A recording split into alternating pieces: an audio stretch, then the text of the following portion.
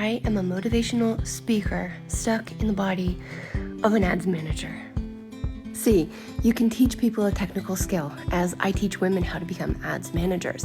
Now, I've got all kinds of videos on the strategy, how to do it, the exact process, all the templates.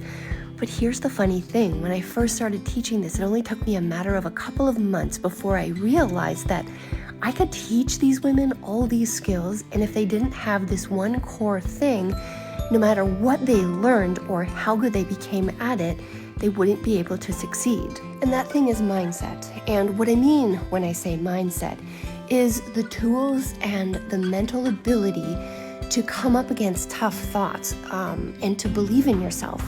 And to learn the skill of how to turn a negative thought into a learning experience or an empowering thought. How to be kinder to yourself. That is just as important as your skill level.